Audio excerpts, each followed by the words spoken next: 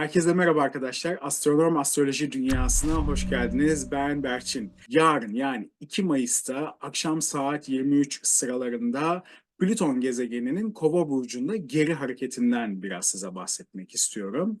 Bu geri hareket yarın 2 Mayıs'ta başlayacak ve 13 Ekim'e kadar devam edecek. 3 Eylül'de de 29 derece Oğlak Burcu'na geçiş yapmış olacak ve 13 Ekim'e kadar da bu şekilde yine geri hareketine devam edecek. Tabii ki bu gezegenler ağır hareket eden gezegenler olduğu için yine ileri hareketine 29 derece Oğlak Burcu'nda başlayarak Kova burcuna geçmiş olacak. Retro gezegenlerden bahsederken hani gezegenler geri hareket ediyor diyoruz ama astronomik olarak aslında hiçbir şekilde hiçbir gezegen geri harekette olmuyor arkadaşlar. Biz sadece dünyanın o gezegene en yakın konumundan geçtiği anda sanki o gezegen geri gidiyormuş gibi bize yansıtılıyor. Aslında biz hani astrolojik olarak o şekilde görüyoruz ve hani astrolojik olarak da o gezegenin geri gittiğini varsayıyoruz. Ama normalde hani astronomik olarak hiçbir şekilde hiçbir gezegen geri harekette bulunmuyor arkadaşlar. Hani onun size bilgisini vereyim.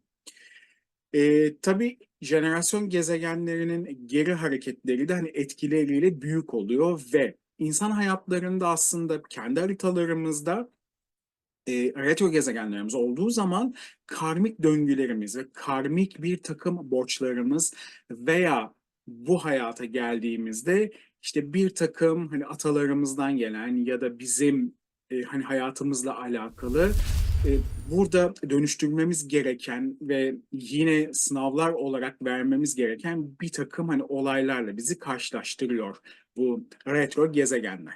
Ama tabii bugünkü konumuz Plüton olduğu için hani biraz size Plüton'dan bahsetmek istiyorum.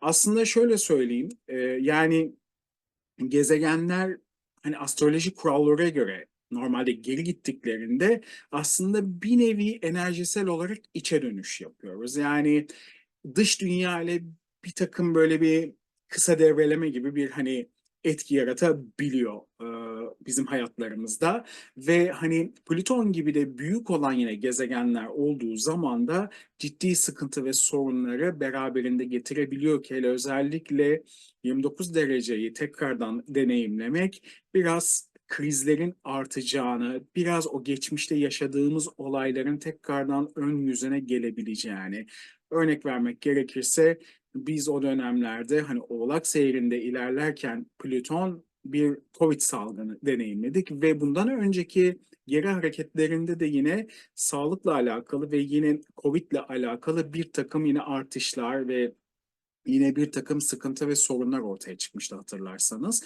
Yine bunları o dönemlerde yani Eylül-Ekim hani arasında veya sonrasında hani tekrardan deneyimleme gibi hani etkiler bize verebilir. Oğlak Burcu biliyorsunuz ki sorumlulukla alakalıdır ve hani burada sorumluluk almamızı ister. Ve bu nedenle de yine sorumlulukla ilgili olarak hayatlarımızda bir takım yine krizleri önümüze çıkartabilir ve bunlarla alakalı olarak bizlere bir şeyleri göstermek isteyebilir. Oğlak zaten biliyorsunuz ki Satürn'ün yönetiminde bir burç olduğu için bir öğretmen edasıyla aslında bize bir takım olumsuzlukları karşımıza çıkartarak onlarla alakalı olarak bize sorumluluklarımızı aslında bir şekilde gösteriyor ve öğretici olarak bizim hayatlarımızda görev alıyor. Ama tabii ki Oğlak Burcu herkesin haritasında farklı evlerde ve farklı yine derece girişlerinde olduğu için herkesin hayatında çok farklı şekilde nüksedecektir. Ama genel olarak hani baktığımız zaman hani burada hani hedefler ve görevler ön plana çıkıyor bu sorumluluklarla beraber ve bu geri harekette enerjisel olarak bize bunlarda bir tamamlamayı veya işte bunlarla ilgili bize tekrardan önümüze çıkartacak bir takım olayları sunabilir. Aynı zamanda bunlarla beraber toplumsal olarak da çünkü bu jenerasyon gezegenleri genelde toplumlarla alakalıdır ve yine toplumsal olarak bize krizleri deneyimlettirebilir ve önümüze yine bir takım sıkıntı ve sorunları çıkartabilir. Mesela ülkeler arasında otorite ile alakalı olarak bir takım sıkıntı ve sorunları ortaya çıkartarak güç savaşlarını yine gündeme getirebilir ve ciddi şekilde güç savaşları ortaya çıkabilir. Belki de bunlarla alakalı bir de tamamlama verebilir. Yani bu tarafa döndüğümüz zaman yarım kalan bir takım şeylerin belki de tamamlanarak sonuçlanmasını bize hani hedef olarak gösterecektir. Aynı zamanda bazı sistemlerin de burada aslında Oğlak Burcu'nda ilerlerken bir nevi bir şeylere giriş olmuştu. Hani dünyada mevcut yine yapısal olan bir takım sistemlerin burada yine dönüşmelerini ve tamamlanmalarına mesela hani sebebiyet verebilir. Örnek veriyorum. Mesela bu dijital para ile ilgili bir sürü yine girişimler oldu ve yine bu dijital para ile alakalı olarak bu retro döneminde bir takım yine adımlar atılabilir ya da bir takım yine yaptırımlar yine gelebilir veya hani ülkeler bununla ilgili yeni yasalar çıkartabilir ve bu tip hani olaylar özellikle bu dijital yine parayla ilgili olan bütün bu yaptırımlar ve hani olaylar bizim hayatımıza daha hızlı şekilde nüksedebilir. Bu tip olaylar tabii ki yaşayabiliriz. Kendi kişisel hayatlarımızda da tabii ki burada Plüton yine güç savaşlarını ortaya çıkartacak. Yani burada kariyer hayatımızda olabilir ya da iş hayatında işte yine birileriyle bir çekişme içerisinde olabiliriz ya da kendimizle ilgili bir güç yine savaşına girmiş olabiliriz etrafımıza karşı. Yine bunların hayatlarımızda nüksetmesi, hani ortaya çıkması olabilir arkadaşlar. Tabii ki şöyle de bir durum var. Bu retrolarda hani haritalarında hani özellikle haritasında Plüton retrosu olan mesela bireyler bu dönemleri daha kolay aslında hani atlatıyorlar ve daha kolay şekilde geçiriyorlar öyle söyleyeyim. Mesela hani örnek vermek gerekirse işte bir bireyin haritasında retro Plüton olduğu zaman e, burada kitlesel olaylar ve felaketler ve tehlikeler gibi ölümle burun buruna gelme gibi dünyevi olaylar içerisinde aslında insanlar kendini bulabilirler. Yani burada toplumsal olayları deneyimleyebilirler. Bir takım hani olaylarla yüzleşebilirler.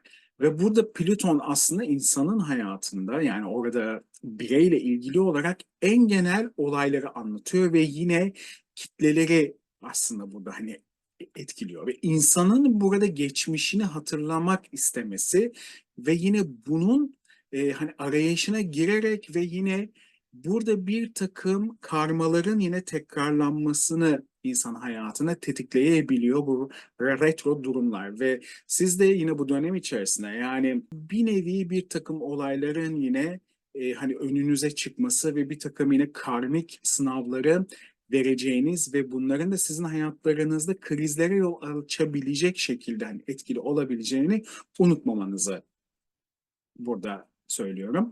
Ve yine haritanızda iyi etkiler alıyorsa Plüton veya hani oradaki transitten geçerken o transit etkisi şu an mesela yaşayacağımız bu transit etkisi sizin kendi natal haritanızda olumlu açılar içerisinde ilerliyorsa iyi etkiler verecektir. Yani buradaki karmik deneyimleri iyi şekilde yaşayacaksınız. Yani sizi çok fazla zorlamayacaktır. Belki de size öğretici etkileri bile olabilir. Belki de sizi dönüştürecektir. Hani farklı bir siz olarak aslında hani size etki edecektir. Ama burada kötü etkiler alıyorsanız bir kere risk alacaksınızdır hayatınızda. Bir şeylerle ilgili riskler hani üzerine eğileceksinizdir ve burada sıkıntılı, sorunlu ve problemli etkiler karşınıza çıkabilir. Büyük mesela krizlerle karşılaşabilirsiniz ve bunları çözmek için uğraşabilirsiniz.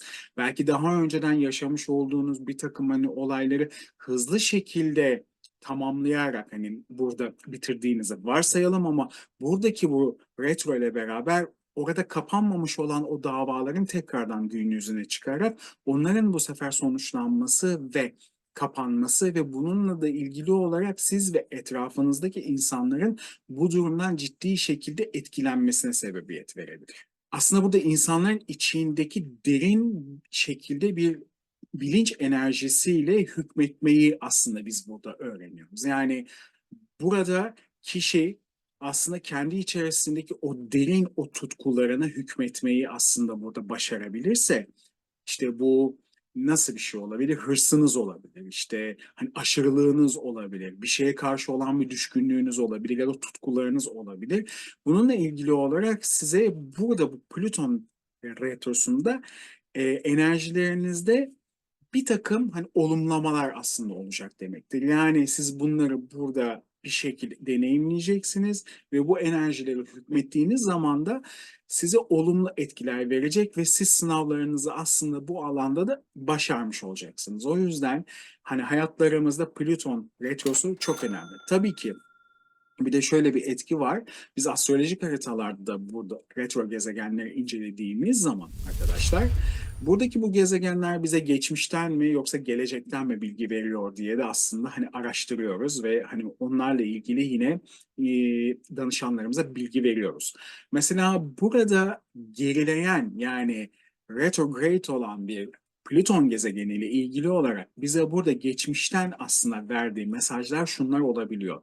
Bize mesela kitlesel felaketler sonucu şu anki enkarnasyonumuzda kişi korku içerisinde olabiliyor mesela. Ve bu durumda korku ve tehlikeler içerisinde de aslında bir şekilde çekilmiş oluyor birey. Ve iyi konumda, iyi ilişkiler ve şimdi ise bunları hayata geçirme fırsatını alıyor. Ve bir nebze de bunlarla yüzleşiyor ve bu fırsatları da yakalıyor.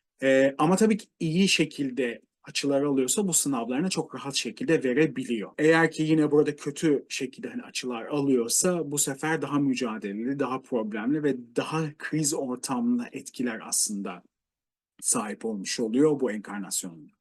Eğer ki burada Plüton retrosu bize gelecekle ilgili bir şey vaat ediyorsa o zaman burada diyor ki dünyanın yine merkezi ile birleşmesi gerekiyor burada birey. Çünkü burada güç enerjilerini anlatıyor. Yani burada bir güçlenme, burada bir gücünüzü ortaya koymayı aslında söylüyor. Ve yine burada kitlesel olaylar ve özellikle de hani hayatınızdaki önemli şeylerle burada bağlantılı insanlarla sizin burada karşılaşmanızı anlatıyor. Yani ileriki dönemlerde sizin hayatınızı değiştirecek, belki de dönüm noktası yaratacak insanlarla bu alanda karşılaşabilirsiniz.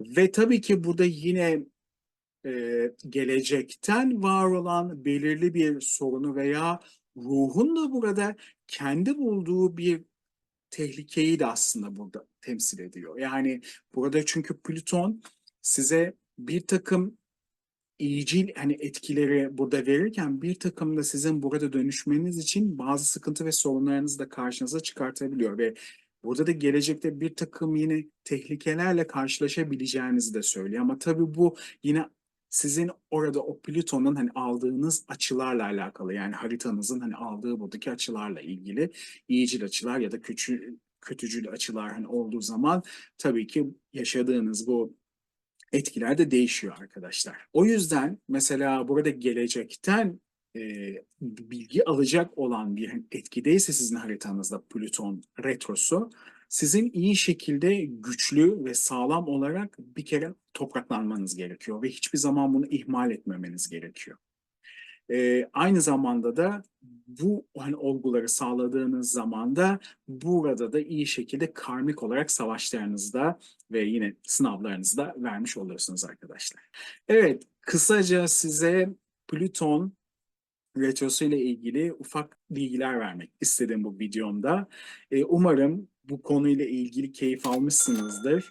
Ve biraz da olsa hani daha fazla bilgiye sahip olmuşsunuzdur. Lütfen kanalıma abone olmayı, videomu beğenmeyi ve yorum yapmayı ihmal etmeyin arkadaşlar. Çünkü daha fazla insana ulaşabilirim bu şekilde. Ve aynı zamanda da benim için de küçük bir motive olmuş oluyor. Hepinize çok teşekkür ediyorum. Bir sonraki videoda yine görüşmek üzere. Kendinize çok iyi bakın. Hoşça kalın.